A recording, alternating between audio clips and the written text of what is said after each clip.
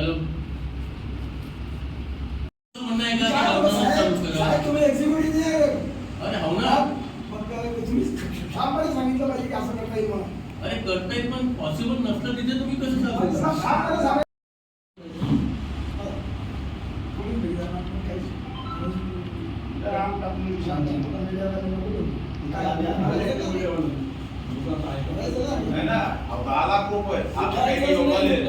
वाडा खुर्द, लाखनवाडा बुद्रुक, फत्तेपूर, ददम, मौला, आसा, दुधा या गावांची शेतीमधली लाईन आज 5वा दिवस आहे, बंद आहे.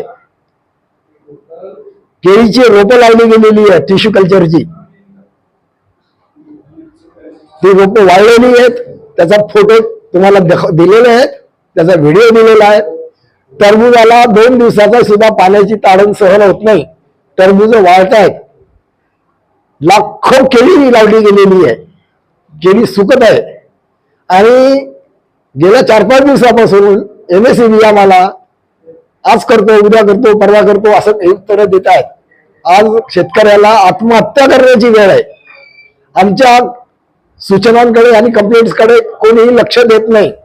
आणि शेवटी कंटाळून आम्ही सर्व शेतकरी इथे या कार्यालयामध्ये इथे आलेलो आहे. आणि त्यांनी असं आता आम्हाला आश्वासन दिलेलं आहे की उद्या संध्याकाळपर्यंत शेतीची लाईन सुरू होईल. तर शेतीची लाईन सुरू होईपर्यंत आम्ही या कार्यालयातून उठणार नाही.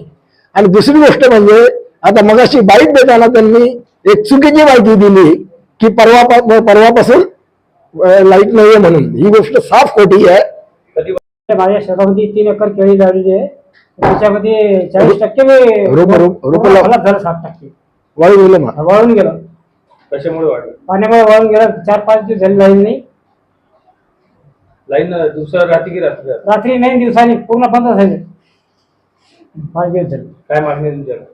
आम्हाला की म्हणजे जर लवकरात लवकर लाईन भेटली तर आम्ही वाचू शकतो, नाही तर आत्महत्या करायला तयार आहे. परवा तो फेल झाला, त्याचं टेस्टिंग करून निदर्शन आलं की त्याच्यातलं म्हणजे तो हे झालेला फेल झालेला आहे. तर मग त्याचं काल नियोजन करून आम्ही हे केलं फेल्युअर रिपोर्ट आल्यानंतर. आणि आज तो पॉवर ट्रान्सफॉर्मर तिथे पोहोचलेला आहे. उद्या तिथली सप्लाय सुरू होऊन जाईल. गेल्या काही दिवसापासून तक्रार केली, दखल घेतल्यामुळे आले नाही, दखल घेतली सर, पण पॉवर ट्रान्सफॉर्मर आहे त्याला 1-2 दिवस लागते नियोजन करून त्याचा पूर्ण हे करून म्हणजे तिथपर्यंत पोहोचायला.